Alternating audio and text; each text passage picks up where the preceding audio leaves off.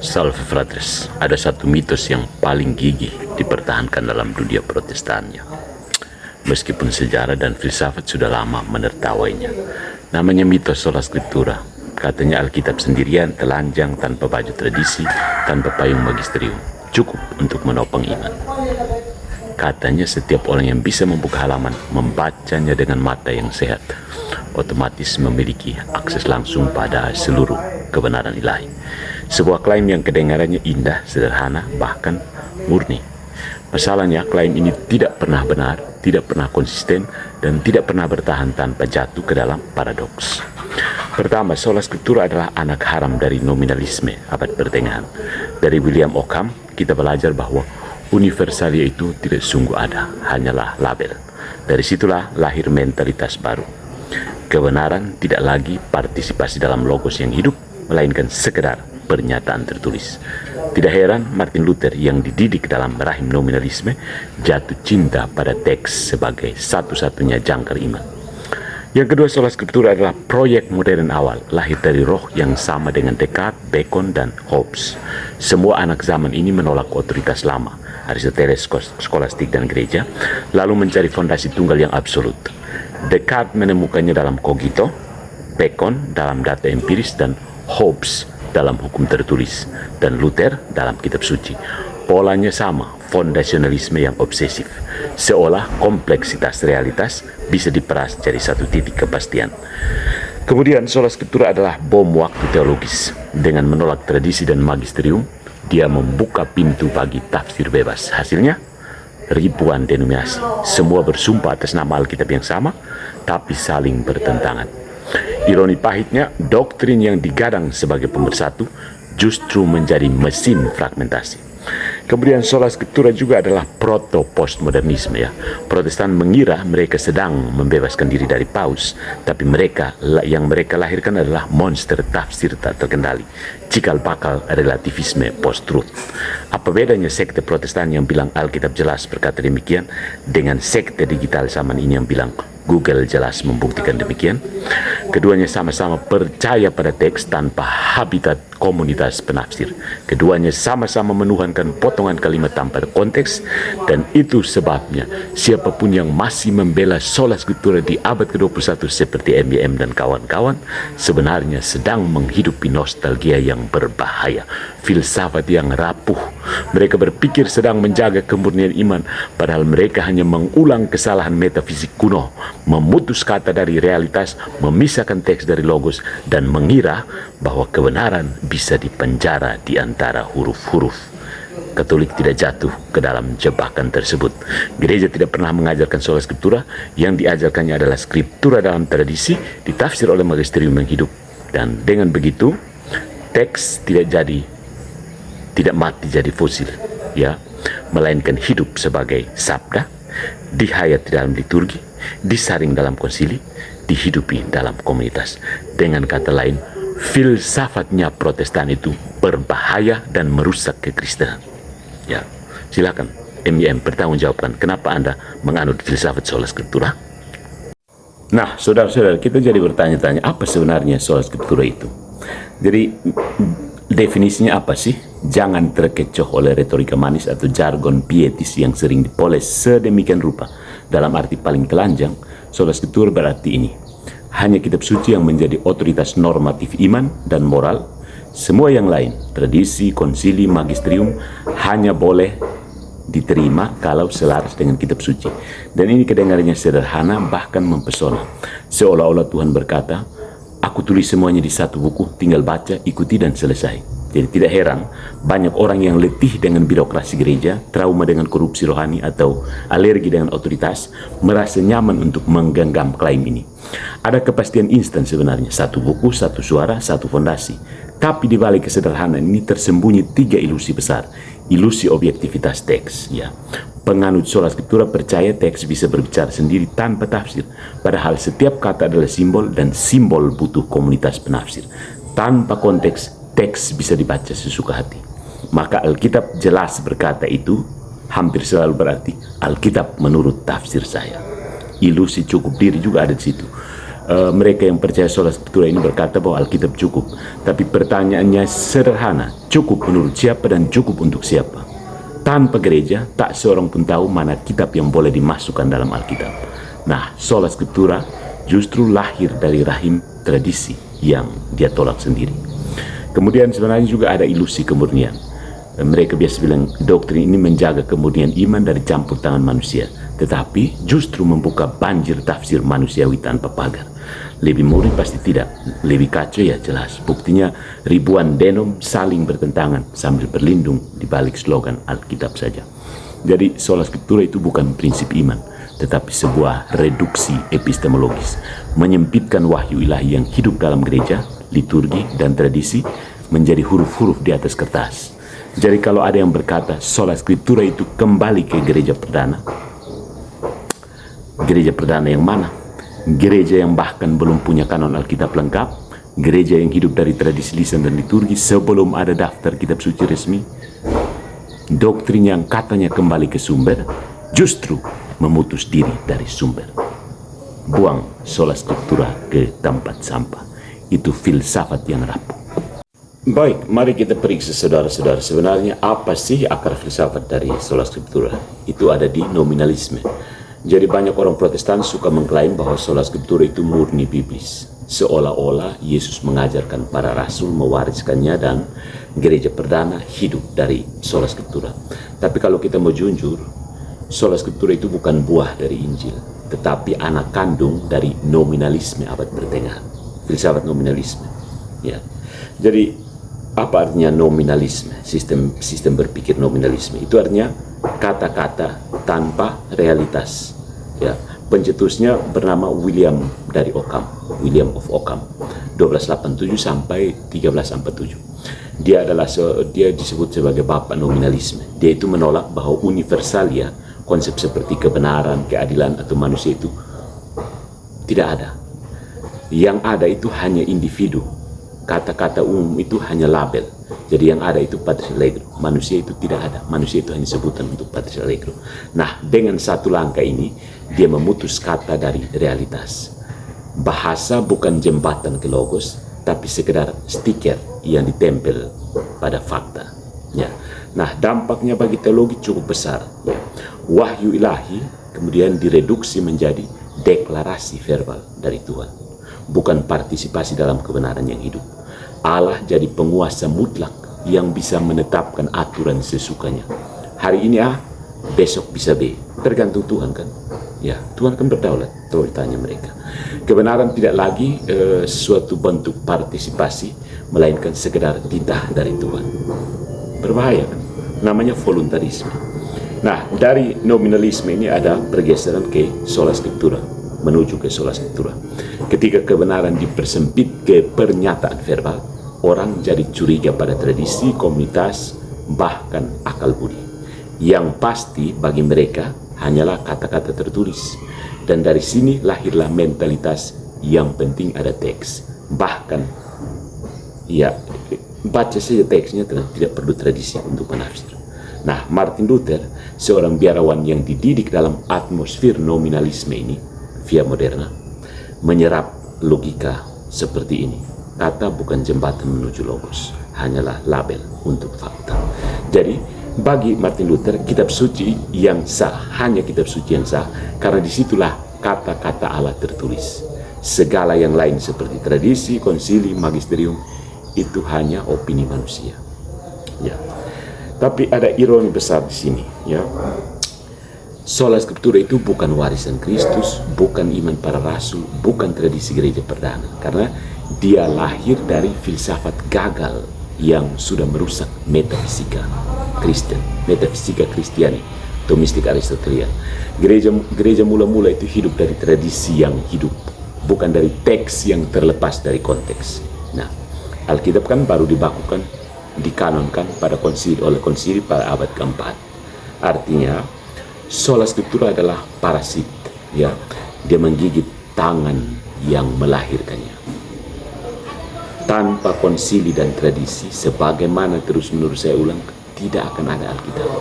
Tapi begitu Alkitab lahir, nominalisme membisiki Luther, inilah satu-satunya otoritas, buang yang lain. Ya, jadi akarnya adalah nominalisme dan ada buah busuk yang dihasilkannya.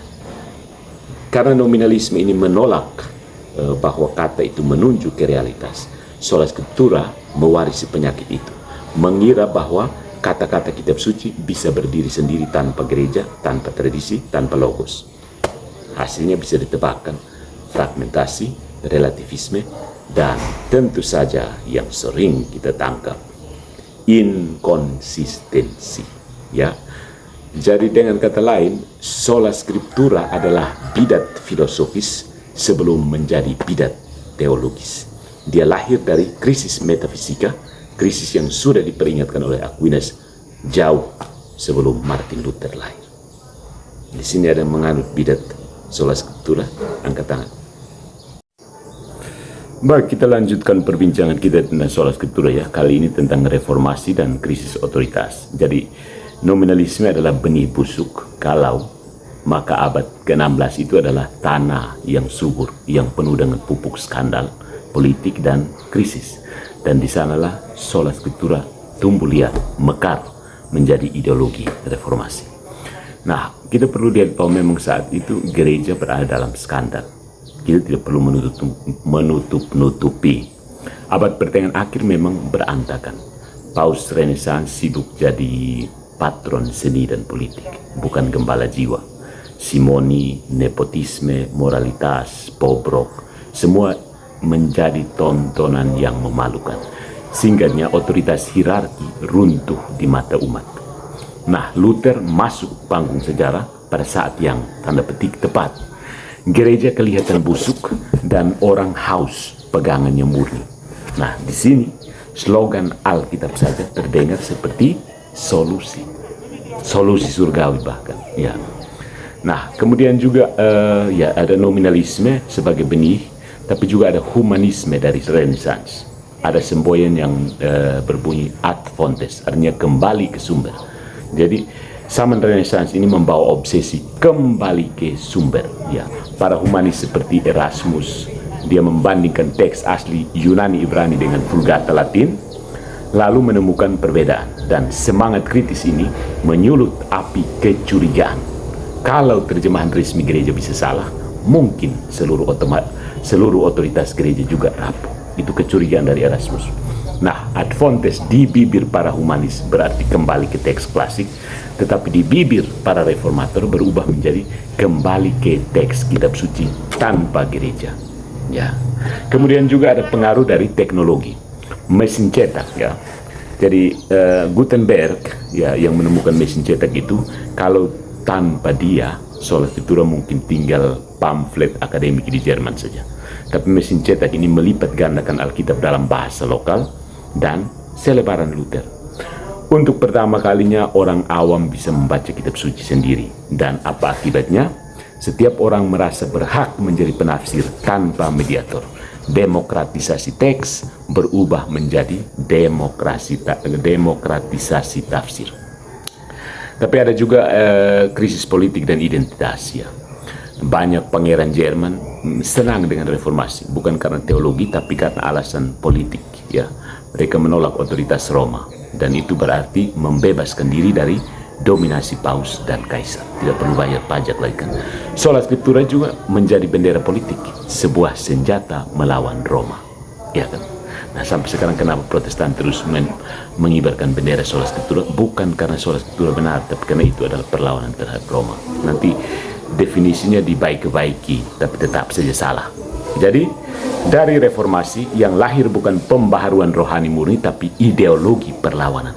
Dari krisis moral, sola scriptura jadi solusi instan. Dari semangat humanisme, teks dipuja, tradisi dibuang. Dari mesin cetak, tafsir bebas tanpa batas. Dari politik, Alkitab jadi alasan sah untuk memberontak. Hasilnya, ya fragmentasi kan. Tidak ada lagi satu otoritas pusat. Satu gereja tercerai-berai jadi 1000 aliran. Dari Luther lahir Calvin, dari Calvin lahir Zwingli, dari Zwingli lahir Anabaptis, dan seterusnya sampai lahir NYM, DN, Patrick Smith, dan Albert Rumampo. Semua bersumpah atas nama Alkitab saja, tapi tetap berbeda. Ya, dan mereka bilang, ya kami berbeda karena kami Roh Kudus, tapi Roh Kudus tidak menciptakan kebingungan. Ya, Roh Kudus tidak membedakan DN dengan Joshua Teu. Itu mereka sendiri yang bertentangan satu sama lain. Ya, jadi reformasi bukan kembali ke kemurnian iman, bohong, tapi pelarian dari otoritas gereja yang krisis ke otoritas teks yang adalah ilusi. Dari satu otoritas yang bobrok, mereka menciptakan 1000 otoritas baru, semuanya merasa benar, semuanya merasa murni, semuanya saling membantah. Absurd bukan? Tapi ya, namanya Protestan pasti absurd.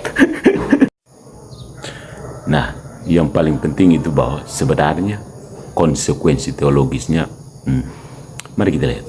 Kalau sola scriptura benar-benar cukup, hasilnya seharusnya sederhana bukan? Satu teks, satu iman, satu gereja. Tapi kenyataan sejarah justru menunjukkan hal yang sebaliknya. Sola scriptura itu mesin pengganda sekte. Ya, mesin pengganda sekte dan bidat. Ya. Fragmentasi yang tanpa akhir ya. Sejak Luther tahun 1517, denominasi Kristen itu tumbuh seperti jamur di musim hujan. Ya. Hari ini jumlahnya ribuan, besok mungkin puluhan ribu. Semua mengklaim dasar yang sama, Alkitab, tapi hasil tafsir mereka bertabrakan bukan? Luther berkata tubuh Kristus hadir sungguh dalam Ekaristi. Zwingli berkata itu cuma simbol. Calvin bilang itu cuma kehadiran rohani. Ya, tapi tiga-tiganya bilang Alkitab dengan jelas mengajarkan bla bla bla. Kalau Alkitab begitu jelas, kenapa tidak ada satupun yang setuju ya?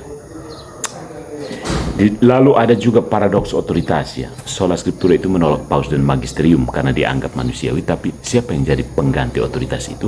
Ya tafsir pribadi masing-masing pendeta. Artinya sola scriptura tidak meniadakan otoritas, dia hanya memindahkan otoritas dari gereja universal ke ego penafsir lokal. Ya, yang sekarang bertebaran di YouTube kan. Dari satu paus lahirlah ribuan paus kecil di setiap mimbar. Ada paus Albert, ada paus Patrice, ada paus Deki, ada paus Muriwali, ada paus Bis Joshua Teu, ada paus Mikana loh. Nah, dalam teologi Katolik, kitab suci adalah tubuh yang dihidupkan oleh jiwa, tradisi dan magisterium. Dipisahkan dari itu, teks jadi mayat dingin, siap dipotong-potong sesuai selera. Tidak heran, dari tubuh yang sama Alkitab lahir doktrin yang saling bertentangan. Baptisan bayi, ya dan tidak. Keselamatan bisa hilang, ya dan tidak. Ekaristi nyata atau simbol. Trinitas ada yang diterima, ada yang ditolak. Semuanya tetap mengklaim Alkitab ya. Ya. Jadi kebenaran terpecah sebenarnya jadi opini. Sola scriptura berubah dari prinsip teologis menjadi mesin relativisme. Ini sebenarnya kenapa saya berani mengatakan bahwa Protestantisme itu penghancur kekristenan. Ya. Mesin penghancur kekristenan. Apa yang disebut kebenaran Alkitab itu akhirnya hanyalah apa yang komunitas kamu pilih untuk percaya. Gereja jadi seperti pasar. Setiap lapak kios menawarkan produk kebenaran versi mereka. Versi Calvin, versi Luther, versi Advent, versi Unitarian, versi ini. Semua dikemas dengan label Alkitabiah.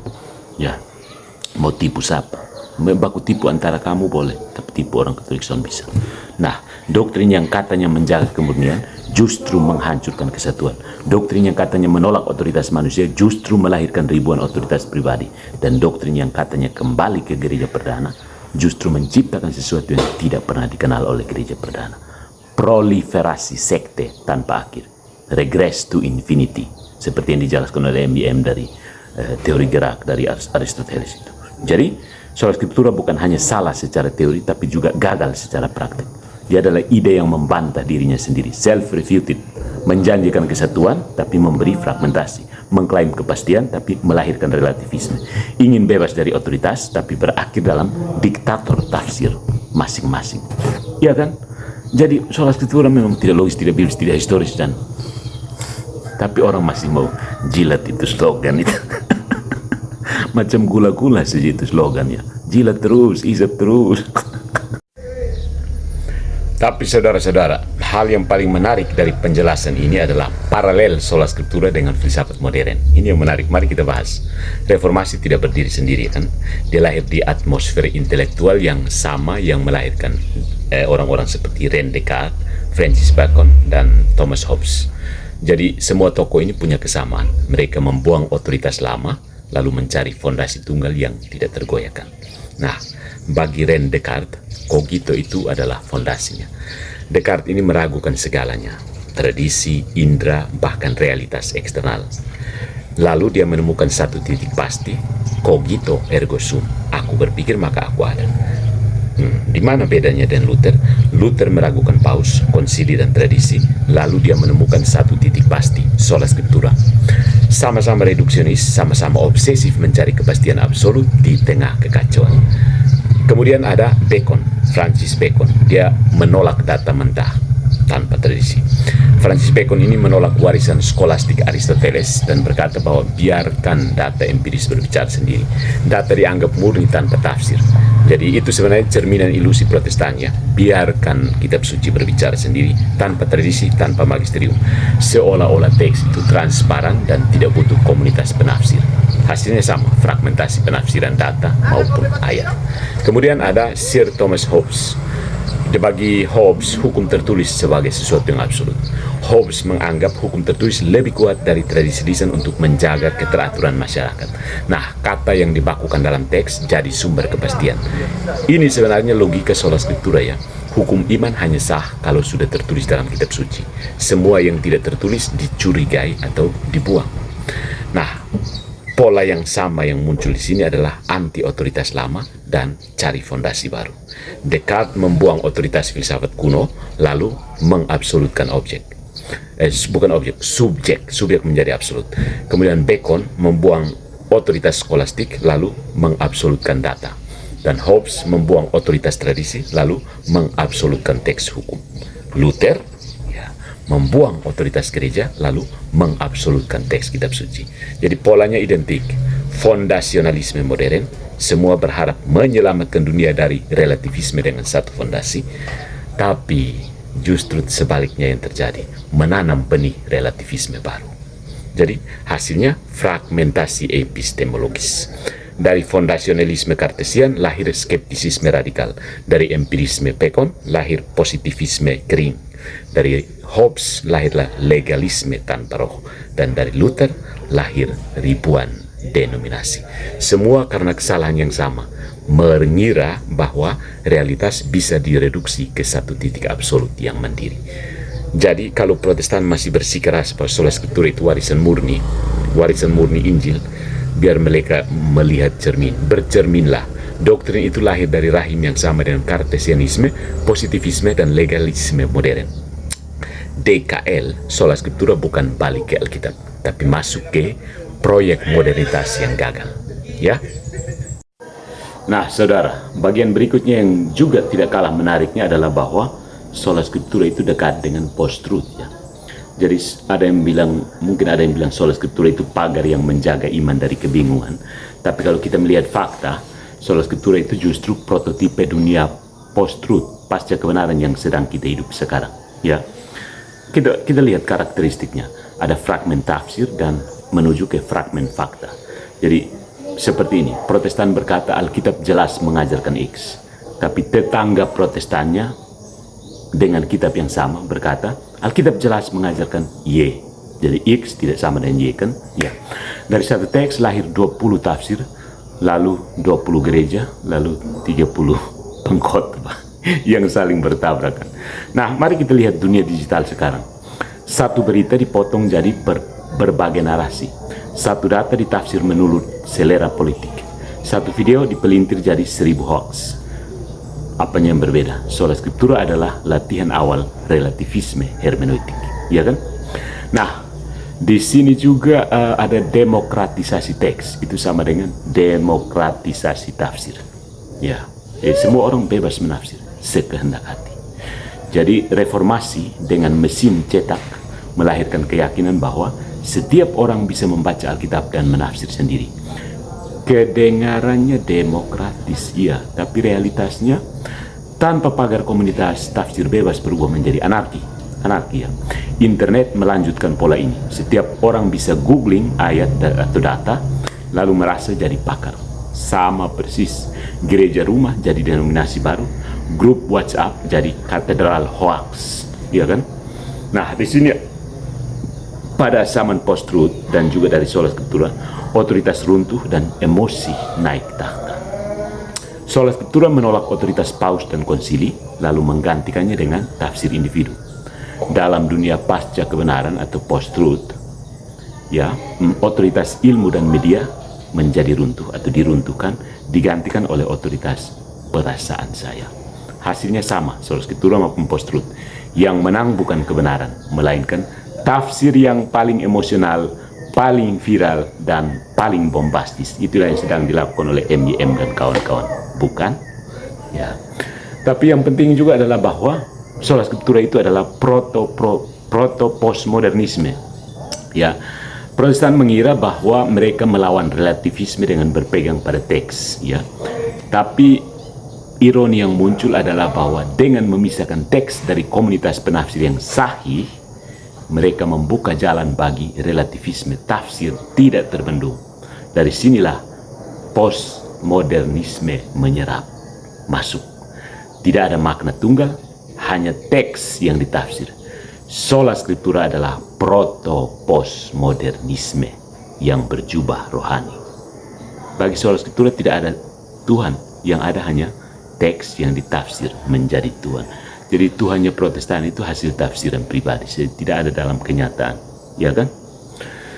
Nah, dari sekte Protestan ke sekte digital.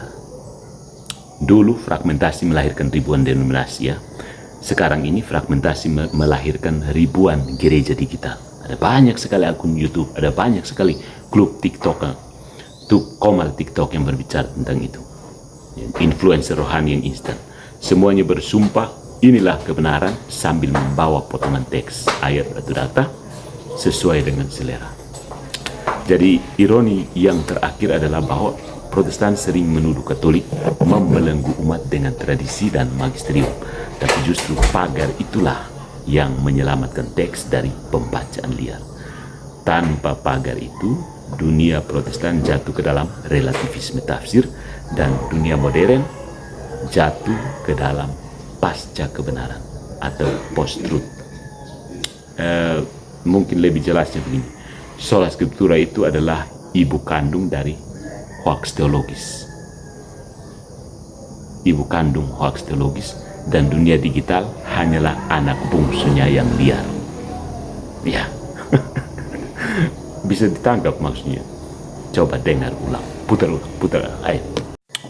Oke, saudara-saudari, setelah puas membongkar sola scriptura, mari kita lihat jalan keluar Katolik atau realisme Thomistik.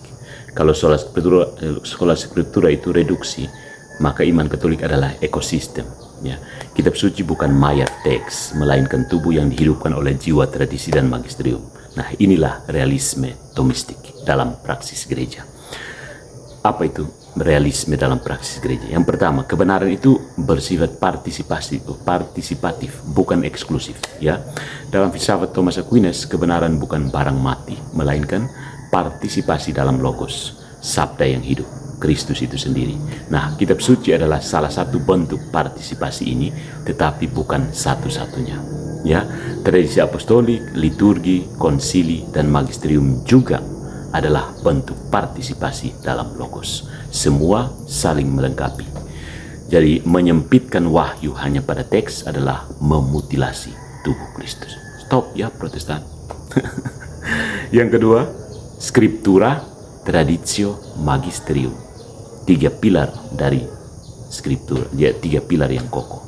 Karena scriptura itu sabda Allah yang ditulis, tradisi itu sabda Allah yang dihidupi dan diteruskan dalam liturgi, doa, dan ajaran.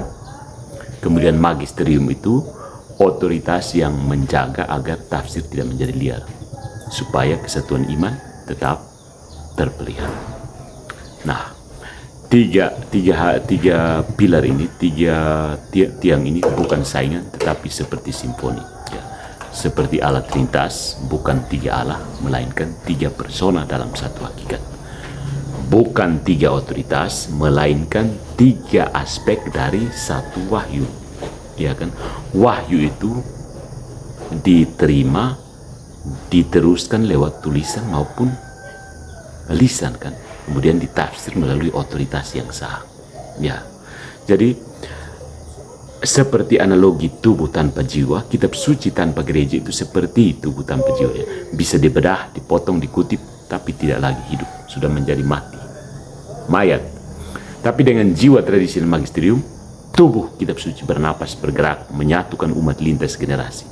Dan inilah alasan gereja Katolik tetap satu, meski 2000 tahun badai datang silih berganti. Bukan? Nah, ada kesatuan dalam logos. Gereja perdana itu hidup bukan dari teks belaka, bukan dari teks doang, bukan sola scriptura, melainkan dari iman yang diwartakan, disampaikan, dan dipelihara oleh komunitas. Paulus tidak pernah memberi jemaat satu kitab manual lalu berkata, selesai. Ya. Dia justru menanam gereja, mengutus pemimpin, mengajar lewat lisan maupun tulisan, dan menekankan kesetiaan pada ajaran yang diteruskan, paradosis. Ya, inilah wajah asli kekristenan. Kesatuan dalam logos yang hidup, bukan fragmentasi tafsir teks. Ya, itu inti kekristenan. Nah, di sini ada realisme versus nominalisme. Realisme Katolik versus nominalisme Protestan. Ya, bagi nominalisme Protestan, kata-kata Alkitab adalah segala-galanya, terlepas dari tradisi. Tapi bagi realisme Katolik, kata-kata menunjuk pada realitas, dan realitas itu hadir dalam gereja yang hidup. Iya. Karena itu, Katolik tidak jatuh ke dalam relativisme, karena realitasnya objektif. Ya, kebenaran tidak ditinggalkan di huruf, tidak tertinggal di huruf-huruf, tapi dihidupi dalam komunitas yang dijaga oleh Roh Kudus. Ya, dan Roh Kudus menjaga satu gereja, bukan menjaga orang-orang di YouTube. Ya kan? Nah, di mana sola scriptura menelanjangi teks dari konteks, Katolik justru memakaikan jubah mulia tradisi dan magisterium. Ya. Di mana sola scriptura melahirkan ribuan tafsir liar, Katolik justru menjaga satu kesatuan iman. Nah, di mana sola scriptura menabur benih relativisme yang kini panen dalam post-truth, pasca kebenaran ini, Katolik berdiri sebagai saksi bahwa kebenaran tidak mati jadi huruf, tapi hidup sebagai sabda yang menjadi daging, hadir dalam gerejanya. Ya, itulah jalan keluar Katolik, bukan teks tanpa gereja, melainkan teks dalam gereja. Bukan huruf mati, melainkan logos yang hidup. Ya, firman Allah yang hidup kan. Ya kan? Akhirnya mari kita simpulkan, sola scriptura dijual sebagai kunci kemurnian iman, tapi sejarah dan filsafat membongkar wajah aslinya. Dia hanyalah anak kandung dari nominalisme, dipelihara oleh krisis moral gereja abad pertengahan, dan digelembungkan oleh mesin cetak, lalu didewakan oleh semangat modern yang haus kepastian instan. Hasilnya, fragmentasi tanpa akhir, ribuan tafsir yang saling meniadakan, dan sebuah prototipe relativisme yang sekarang ini matang dalam dunia post-truth. Di balik slogan sola scriptura, Alkitab saja, tersembunyi 3 kebohongan. Yang pertama, ilusi objektivitas teks, seolah-olah huruf bisa berbicara sendiri, padahal selalu butuh tafsir. Yang kedua, ilusi cukup diri, seolah-olah Alkitab turun dari langit dalam bentuk kanon siap pakai, padahal kanon lahir dari gereja. Yang ketiga, ilusi kemurnian, seolah-olah tanpa tradisi iman jadi bersih, padahal kenyataannya justru kacau. Dengan kata lain, in other words, sola scriptura bukan balik ke Alkitab, jangan berhenti omong kosong itu, melainkan kabur dari gereja ke dalam anarki tafsir. Ya, bukan jalan menuju kesatuan, melainkan resep pasti, blueprint kekacauan dan perpecahan. Sebaliknya, iman Katolik berdiri di atas realisme Thomistik. Kebenaran bukan fosil teks, tapi partisipasi dalam logos yang hidup. Kitab suci, tradisi, dan magisterium membentuk ekosistem kebenaran yang dijaga Roh Kudus. Itulah sebabnya Katolik tetap unam sanctam Catholicam Apostolicam, sementara Protestan tercerai-berai oleh obsesi mereka pada teks yang dibekukan. Jadi, mari bicara jujur. Sola Scriptura bukan saja gagal secara teologis, tapi juga cacat secara filosofis. Dia tidak hanya menolak gereja, tapi juga mengkhianati logos itu sendiri. Dan siapapun yang masih memeluknya di abad ke-21 malu-maluin sebenarnya sedang membela akar penyakit yang sama dengan relativisme, hoaks, dan budaya post-truth yang mereka sendiri ratapi. Di hadapan wajah Kristus Sang Logos, huruf tanpa gereja hanyalah butiran debu. Dan hanya gereja yang setia pada sabda dan tradisi lah yang bisa menjaga teks tetap hidup sebagai firman yang menjadi daging dan tinggal di antara kita. Bukan sekedar huruf yang membusuk di tangan tafsir-tafsir manusia berhala. Bidat-bidat yang berkeliaran itu karena tafsir pribadi. Jadi tanyakan pada setiap orang yang mengajar tentang Tuhan kita Yesus Kristus, dari kuasa manakah Anda mengajar kami? Dari tafsir pribadi sendiri atau dari kuasa mengajar gereja yang satu, kudus, katolik, dan apostolik?